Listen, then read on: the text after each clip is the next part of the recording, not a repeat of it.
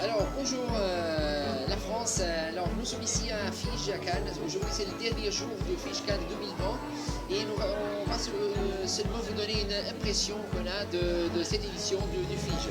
Alors, ce qu'on va détacher, la chose pour nous importante, c'est en premier la participation du public. Nous avons ici plutôt de dizaines de milliers de personnes qui sont venues pendant les 3 jours et ça montre bien l'importance que ce festival a pendant toute l'année aussi pour le public français au niveau des jeux. L'autre chose importante qu'on note, c'est la diversité de l'événement. Alors nous avons ici plutôt deux centaines de stands, des éditeurs, des associations de jeux, des fédérations aussi, alors des magasins de jeux aussi. Alors tout ça montre bien la diversité que l'événement a. La présence est plus forte de centaines de maisons qui travaillent au niveau du jeu en France. L'autre chose importante, il y avait aussi non seulement des jeux à tester pour les personnes, mais aussi des expositions pour voir, des conférences, les tournois qui sont déroulés aussi pendant les 3 jours. Et alors ça a été vraiment intéressant et la participation a été massive même. L'autre chose importante qu'on voit, c'est on voit que c'est un événement très professionnel. Alors au niveau du choix, alors nous avons aussi près de Cannes, près de la baie de Cannes aussi, la marine c'est là.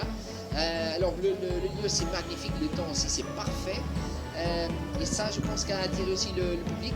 Une chose importante pour ça, on voit au niveau du lieu, on voit au niveau de l'organisation aussi, tout était bien organisé. Par exemple, l'entrée c'était une entrée gratuite, mais il y avait le pass VIP, il était à 30 € pour les personnes puissent venir 1 heure en avance et aussi avoir un jeu d'offerte. Et je pense que ça aussi a attiré le public pour venir ici, pour être présent.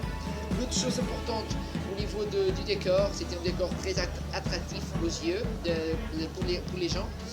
Aussi importante pour nous, c'était au niveau du support que l'organisation a donné aussi aux médias. Alors nous avons des excellentes conditions pour travailler. Nous avons aussi par exemple les réseaux internet qui nous permettaient à tous les moments d'envoyer des contenus en Scala pour le Portugal au niveau des jeux. Et ça c'est vraiment c'était très intéressant et très important pour nous aussi, pour la couverture de l'édition.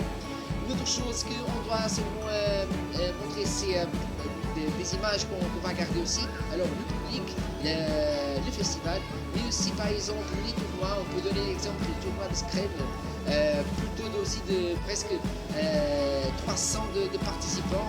On parle aussi de milliers de joueurs en France. Il y a les fédérations de Scrabble et c'était très intéressant le samedi matin voir centaines de personnes à jouer à un jeu. Et ça c'est une vision, une image que j'aimerais aussi voir au Portugal.